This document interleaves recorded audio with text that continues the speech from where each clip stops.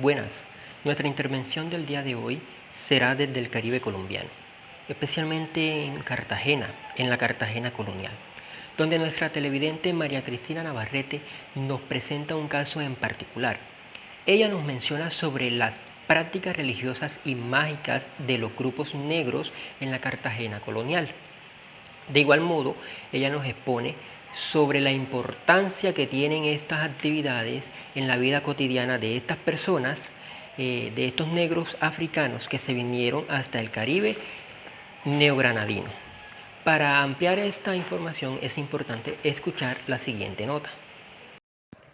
En Cartagena y su provincia era famosa la suerte del agua, del pan, la de rosario, entre otras, pero en especial el uso de las habas, las cuales servían igual para conocer el futuro como los brujos.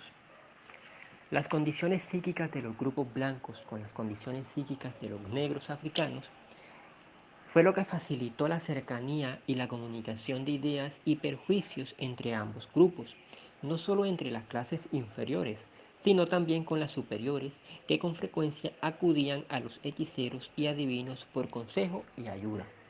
Debido a las malas condiciones sanitarias y de salubridad y la falta de medicina, la poca medicina no alcanzaba a cubrir a toda una población negra. Por esto los negros recurren a los curanderos, hechiceros, para así solucionar los problemas de salud.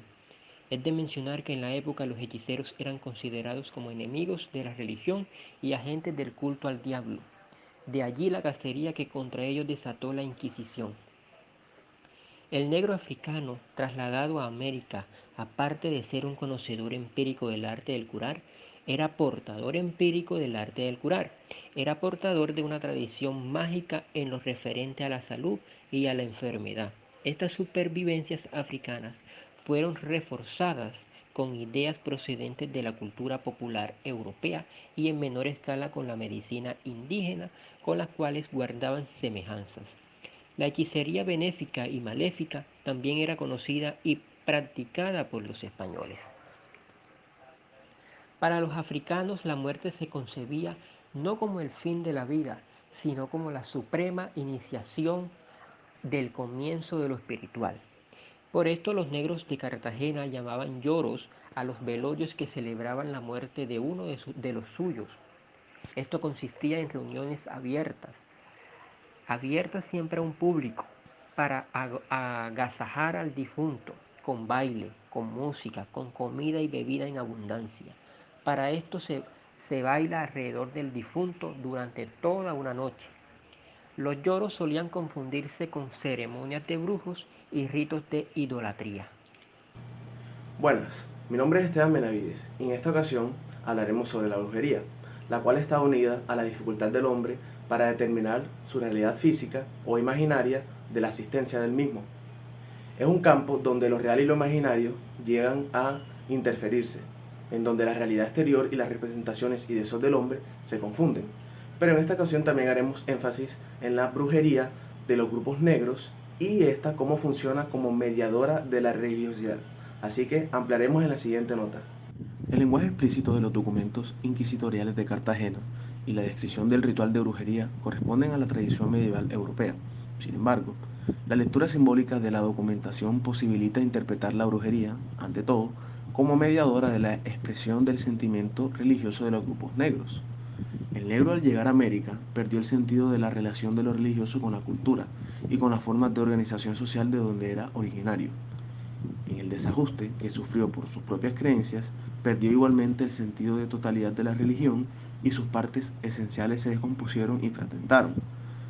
Por otra parte, necesitó de un proceso para reestructurar concepciones en un todo coherente. Desde el momento en que los africanos arribaron a suelo americano, perdieron las bases sociales de su vida religiosa comunal y la religión se desintegró como sistema de creencias. Igualmente, en el momento de su llegada no pudieron evitar el absorber, aunque en forma parcial, la religión de sus amos esclavistas.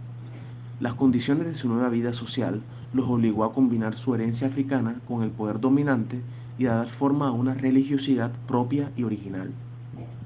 Las congregaciones de brujos permitieron a los negros ajustar ciertos elementos de esencia religiosa en un todo no muy coherente. en el que se perdió lo fundamental de las creencias y se remitió al mundo de lo mágico, donde primó más la forma y el ritual de la concepción religiosa. Mi nombre es Josué Barrios y en esta ocasión estaré tratando la brujería como práctica social de mediación y las consideraciones finales del documento Prácticas religiosas y mágicas de los grupos negros en la Cartagena colonial. En el texto nos expone que en el siglo XVII en Cartagena se desarrollaba lo que ahora puede verse como unas prácticas sociales de mediación entre dos mundos. La brujería, entre comillas, es el término utilizado por los europeos para nombrar lo que luego sería uno de los procesos mediadores entre el mundo de los españoles y el de los miembros de las castas.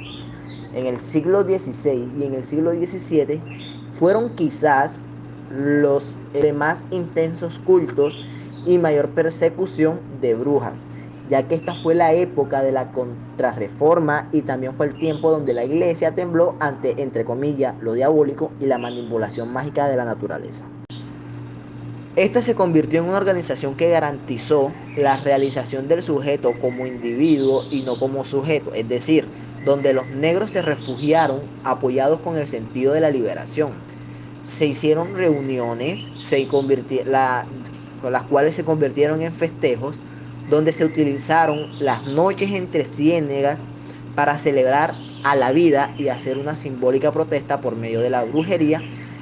Y a estos festejos, las personas que asistían eran negros, mulatos, zambos y blancos de baja esfera.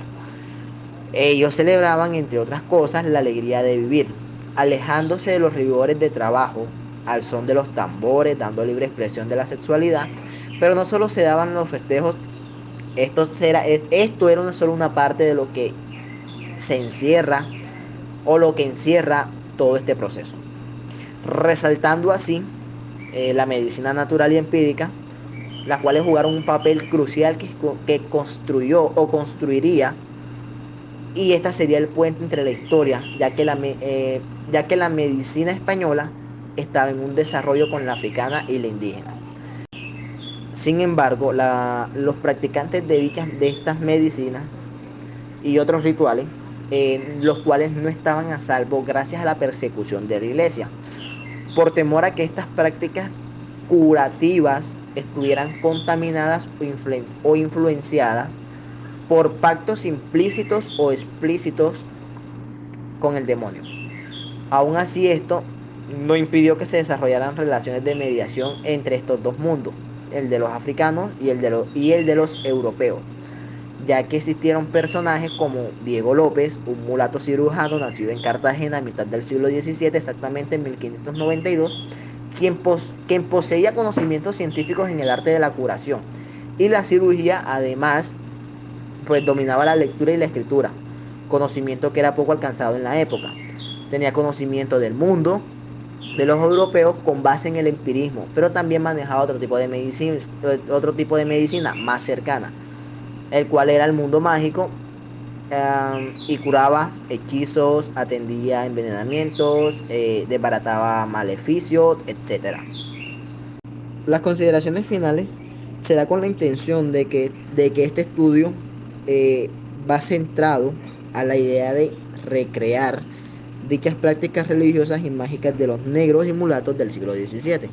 Además de eso, la ciudad de Cartagena, digamos que fue como la puerta de entrada al continente de todo un conglomerado de personajes que reunió a los más insignes personajes del bajo mundo. A estos ya se les conocen como los criollos, los peninsulares, a los más fuertes representantes de los reinos africanos, a los delegados del gobierno civil y eclesiástico de la metrópoli, y a una no muy numerosa pero importante inmigración de judíos portugueses. Asimismo, se concluyen ideas, las cosmovisiones y expresiones de vida y de pensamiento que fueron construyendo el legado cultural de esta región.